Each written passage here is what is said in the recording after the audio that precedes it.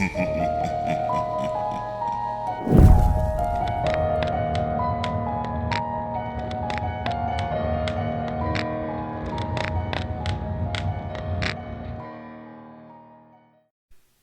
been working maintenance for a few years by the time I got done with college. Mostly just garbage pickup and stuff like that at apartment complexes my dad was in charge of in central Arizona. Pay was okay, and I got my own little place where I was living with my girlfriend. It was all pretty good in its own right, but I wasn't making too terribly much, and we'd never be able to take a vacation or anything on our own. It was on a Wednesday when I saw an ad in my city newspaper for a pool boy in a little place a few miles out of town for almost twice what I was making doing all the other maintenance work I already was. I immediately called the number the paper mentioned and was greeted by a calm-sounding man, probably in his mid-40s. When I inquired about the job, he seemed to become even happier, and we set up a meeting time. That Saturday we met at his place, a big open house with lots of windows and all the latest appliances. He seemed to be a pretty nice guy, rich too, obviously. When I asked why he was offering so much just to monitor his pool, he replied that he had just let his last guy go, and his pool always needed surveillance because he had a young daughter and she had a lot of friends, that sort of thing. I accepted the job almost instantly, and was gladly up at his place right after my 2-week notice passed at my dad's. Work was pretty smooth for the first few weeks, my new employer being much more understanding of circumstances than my old man was allowed to be, due to rules and regulations every employee had to follow at his complex. I could go in and cool off when it seemed too hot outside. He always kept his fridge stocked with water. It all seemed exceedingly comfortable. I would occasionally make small talk with the maid. She couldn't speak English very well, but one day when I asked her, she told me that the boss was a cosmetic surgeon. Obviously a very wealthy one at that. As a personal rule, I'm generally against that kind of stuff and admittedly grimaced at the prospect of working for someone whose money came from boob jobs. Still, he seemed like a nice, settled-in family man, and the pay was good, so I let it be. About 2 months in, I was cleaning some sand and other sorts of residue out of the bottom of the pool, faintly hearing the sound of a piano inside. The doc's window was wide open, and he was overseeing his daughter practicing. I try not to snoop, but work was taking longer than expected, and the music was pleasant until it suddenly stopped. I could hear the doc calmly explaining to the daughter what she did wrong, but in an instant she was screaming at him that she wanted to stop. It hadn't occurred to me until then that she had been playing the entire morning. This in mind, I couldn't help but listen in just a little over the sound of my pool vacuum. He started shouting and threatening to ground her, to take her dolls away. I caught something that I didn't quite understand, something about her big Barbie, or something like that. When I began to hear the music again, I went back to cleaning out the pool, trying to forget what I had just heard. Though I tried to make good on this attempt, I decided I'd be on the watch for this kind of thing in the future. I know parents snap at their children and all, but if this turned into abuse, someone was going to hear about it. Sometime thereafter, I was inside getting a drink when I got a good look at the photo on the refrigerator that I had never noticed before, showing the doctor, his daughter, and 2 other women, one in her 40s or 50s, and the other a teenager. Judging by the doc's youngest daughter, it looked fairly recent. I asked the maid about it, and in the best broken English she could give me, she said the older woman was the doctor's wife, the younger, his older daughter. I hated to keep asking questions given her difficulty speaking to me, but I pressed on just a little more to ask why I never saw them around. Now, with difficulty not only speaking but recalling, she told me the doctor's daughter was killed in a car crash a year ago. His wife killed herself shortly thereafter. This shocked and horrified me, and suddenly I couldn't help but feel a new sense of compassion for the doctor and his daughter. Soon as I was hydrated, I went right back to work, wondering if I'd ever seen much sign of grief from the 2. Maybe that's why the doctor was so uptight about some things with his daughter. Maybe that's why she clung to her toys the way she did.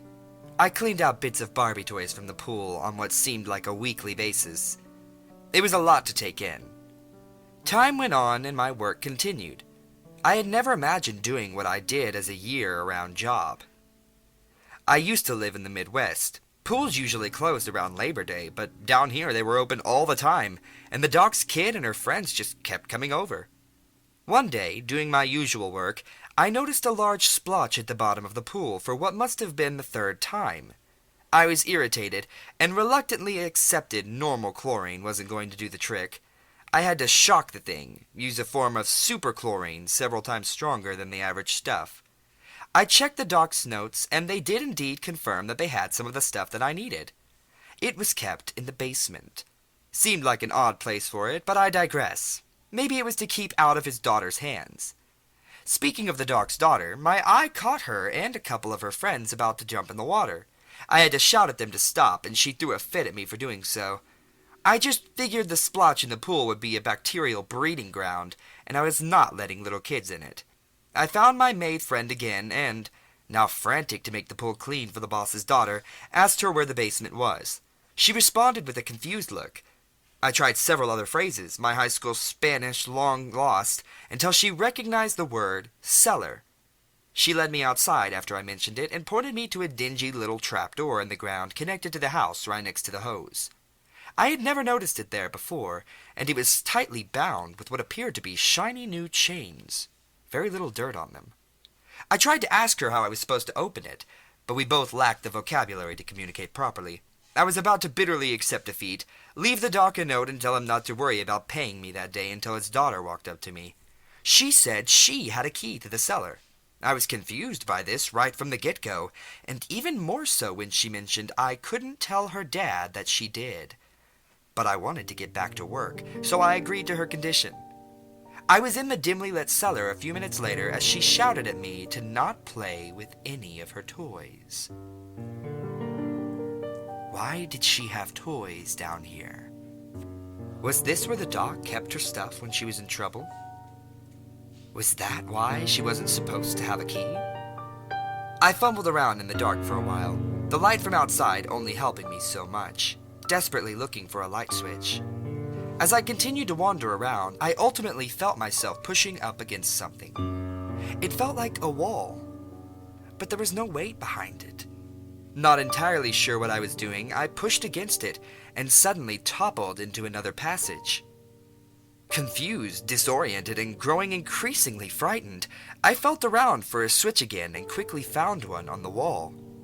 Despite the short time I had spent in the cellar, I was briefly blinded when I switched the thing on, but more so when I got a good look at the room. That was not just some dingy cellar I had walked into. The thing extended beneath the house and was filled, to my shock and slight disturbance, with oversized pink and white furniture. My jaw was agape as I searched around, finding a fully functioning bathroom, den, everything. The rooms were much smaller than they had been upstairs, but they were still comparable to a decent hotel's. Why on earth did the doctor have all of this down here? I wandered through just a little more, too shocked by what I had just seen to turn back, when I came upon a bedroom. Of course, everything was still pink and huge, and this room even included a closet full of clothes.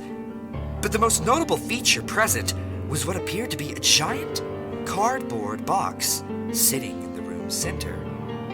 In sloppy handwriting, the box read, "My favorite Barbie." I didn't want to open the box. I swore at myself for dropping down and grabbing the bottom of the cardboard cube, my conscience screaming to put the damn thing down and find whatever I had come for. I couldn't even remember anymore. But I had to know. I just had to know what this was all for. I wish I'd never taken that job. I wish I'd never gone into that cellar. I wish I'd never opened that fucking box. I screamed and scrambled away the instant I saw what I did, because standing before me, at almost my exact height, was a Barbie doll. I struggled to catch my breath as I stared at the thing. I was full of doubt Mattel had made anything like this, but the likeness was nearly perfect to the dolls that I'd been seeing around the house for the past few weeks. Her eyes were wide open and green. She had long blonde hair and bright pink lips, smiling. Still trying to take it in, I noticed the doll was naked. It had oversized breasts without any nipples, and that seemingly impossible figure that led down to a solid patch of skin where the genitals would be. Heart pounding, I noticed something along the doll's back. I slowly went behind it to take a look, seeing a large bulbous thing sticking out of its back, almost like a button. Letting curiosity defeat me once again, I gently pressed it. Help me! The doll screamed in a shrill voice. I ran from it towards the door, not even so much shocked by the scream as what I had felt. That wasn't plastic. It was flesh. I had touched flesh. No, I thought that was impossible. This thing appeared to gleam like plastic a moment ago. It couldn't be real, but as I continued to back away, my fears were confirmed.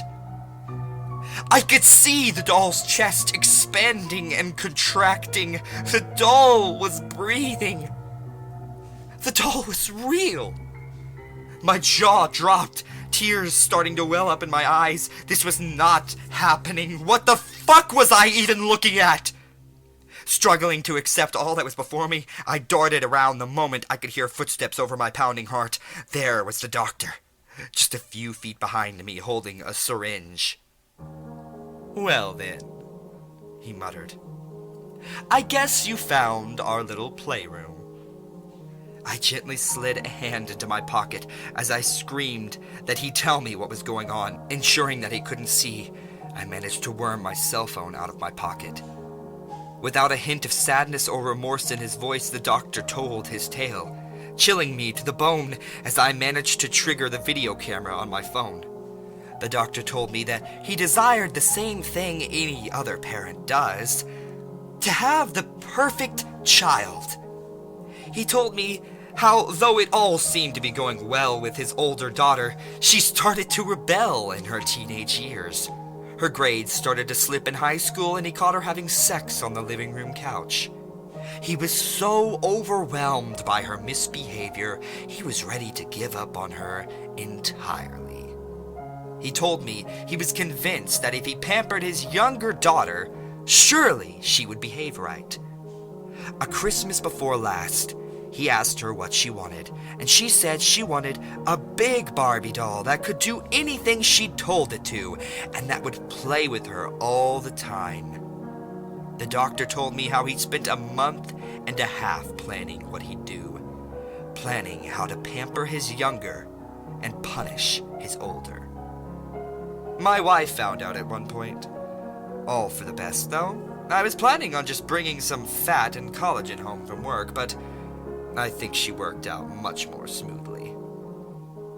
He told how he staged the disappearance of his daughter while he sedated and put her under the knife.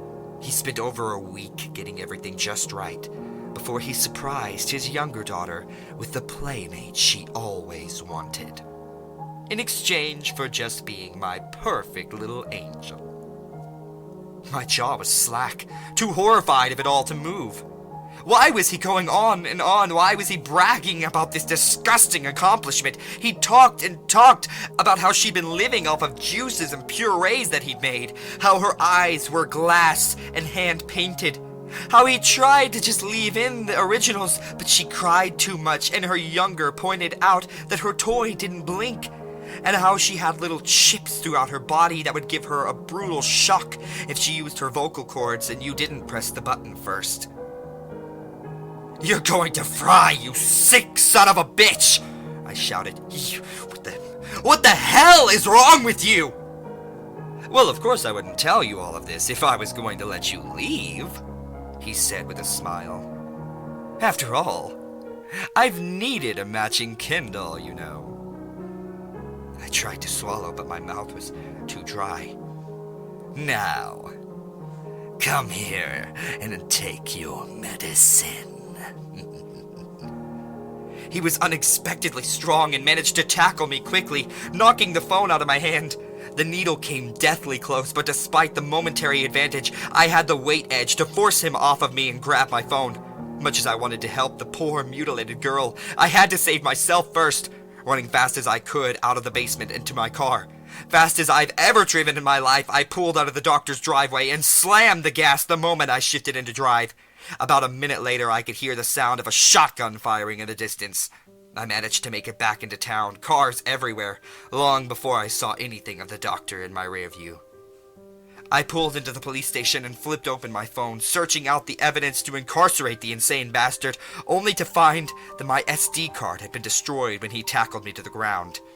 I had nothing to give the police but my testimony, and even in my head, I knew it was too mad to be true. I drove to my parents' place that night, the house empty. I, assuming that they were gone on a date or something, searched around in my dad's room and found his revolver. I don't remember much more of the night, but my girlfriend tells me I was extremely on edge, constantly looking out my window. 3 days after my horrifying discovery, I drove back to the house, armed, ready to pay the doctor back for his crime against humanity. When I arrived, however, the house was entirely empty, abandoned, no sign of anyone anywhere. And when I checked the horrors of the cellar, the doll and its box were gone. I found one of the doctor's business cards while snooping around and made a call to his office that night. The receptionist said that he left on very short notice with no real explanation. That was about a year ago. I spent I don't know how many nights sleepless with what I had experienced in that basement. I am only mentioning this now because on a Yahoo.com's newsfeed, I found an article recently about a pool boy in southern Florida mysteriously disappearing. In the video attached, there were tearful testimonies from his family and his employer, speaking all the while with his daughter within audible range, bragging to her friends as she was getting a Ken doll for her favorite Barbie.